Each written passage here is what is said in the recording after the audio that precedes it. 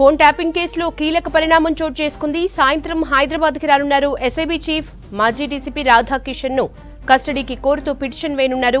ఇప్పటికే భుజంగరావు తిరుపతినల్ని ప్రశ్నిస్తోంది సిట్. ప్రతి ఎవిడెన్స్ ని రికార్డ్ చేస్తున్నారు. వ్యాపారులు, హవాలా నిందితులు, సినీ ప్రముఖులు, రాజకీయ ప్రముఖుల ఫోన్లు ట్యాప్ చేసి భారీగా డబ్బులు వసూలు చేసినట్లు ఆధారాల్ని సేకరించారు. ఎన్నికల టైంలో రాధాకిషన్ పోలీస్ వాహనంలోనే డబ్బులు తరలించినట్టు తెలుస్తోంది. డబ్బంతా ఎక్కడికి తరలించారు, డ్రైవర్ ఎవరు అనే కోణాల్లో విచారిస్తున్నారు. ఈ కేసుకు లింకులు ఉన్న రాజకీయ నేతలకు త్వరలో నోటీసులు ఇచ్చేందుకు సిద్ధమయ్యారు పోలీసులు. డీటెయిల్స్ ధనరాజ్ అందిస్తారు. ధనరాజ్, ఇవాళ హైదరాబాద్కి ఎస్ఐబీ మాజీ చీఫ్ రానున్నారు కదా, కేసు కొలిక్కి వచ్చే ఛాన్స్ ఉందని అనుకోవచ్చా? యశోద, ఫోన్ ట్యాపింగ్ కేసు వ్యవహారంలో ఇప్పటికే కీలకమైనటువంటి పరిణామాలు చోటు చేసుకుంటున్నాయి. రోజుకో కొత్త మలుపు తిరుగుతున్నది. అదేవిధంగా పోలీసులకు సంబంధించినటువంటి అరెస్టుల పర్వం కొనసాగుతుంది.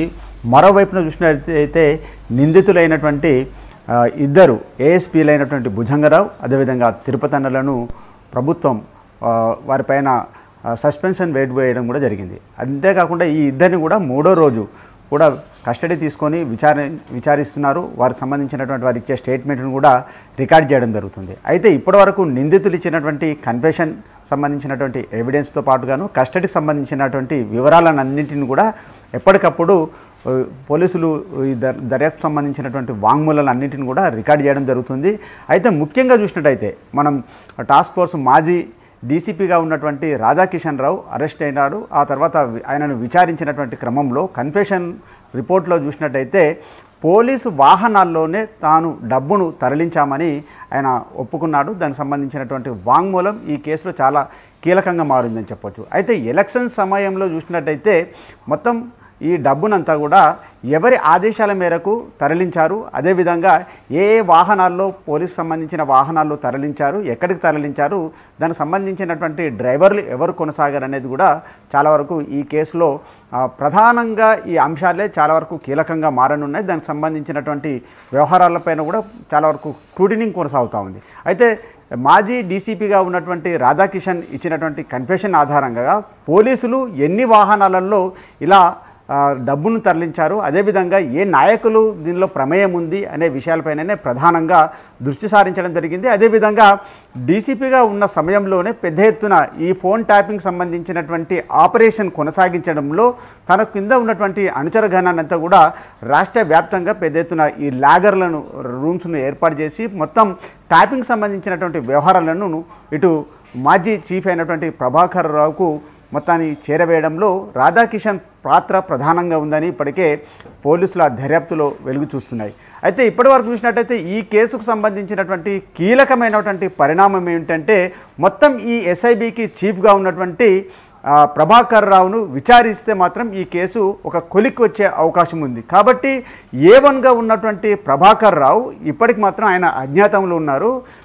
ఇతరకు సంబంధించినటువంటి దేశాల్లో తాను ఒక ట్రీట్మెంట్కి సంబంధించి వెళ్ళాను, త్వరలోనే విచారణకు హాజరవుతానని చెప్పారు. కానీ ఇప్పటివరకు చూసినట్టయితే ఇద్దరు ఏఎస్పీలైనటువంటి భుజంగరావు కావచ్చు, అదేవిధంగా తిరుపతన్నలు వాళ్ళు మూడో రోజు కస్టడీకి సంబంధించినటువంటి విషయాలు చూసినట్టయితే దర్యాప్తు కొనసాగిస్తున్నటువంటి క్రమంలో మొత్తం ఆపరేషన్ అంతా కూడా మా చీఫ్ చెప్పినట్టుగానే తాము వ్యవహరించాము, డబ్బులకు సంబంధించినటువంటి వ్యవహారాలు కావచ్చు, అదేవిధంగా ట్యాపింగ్ సంబంధించినటువంటి వ్యవహారాలు అన్నీ కూడా ఆయన చెప్పినట్లుగానే తాము నడుచుకున్నామంటూ నిందితులందరూ కూడా ఆయన పేరే చెప్పడంతో మొత్తం మీద కూడా మొత్తం ఈ కేసుకు సంబంధించినటువంటి కీలకమైనటువంటి ప్రధానమైనటువంటి A1గా ఉన్నటువంటి ప్రభాకర్ రావును విచారించినట్లయితే ఇక ఈ కేసుకు సంబంధించినటువంటి ఒక కొలిక్కి వస్తుందని కూడా దర్యాప్తు స్పెషల్ ఇన్వెస్టిగేషన్ టీం భావిస్తుంది.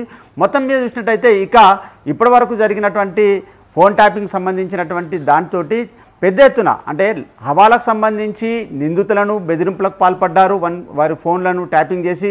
అంతేకాకుండా మరోవైపున చూసినట్టయితే గోల్డ్ వ్యాపారులను బెదిరించడం జరిగింది. సినీ పరిశ్రమలో కొంతమందిని టార్గెట్ చేసి వారి వ్యక్తిగత సంబంధించినటువంటి సమాచారాన్ని సేకరించి మొత్తం ఈ ట్యాపింగ్ తోటి భారీగా కోట్లాది రూపాయలను వీళ్ళు వసూలు చేసినట్లుగా ఇప్పటికే కన్ఫెషన్ ఆధారంగా బయటపడుతున్నటువంటి విషయాలని చెప్పొచ్చు.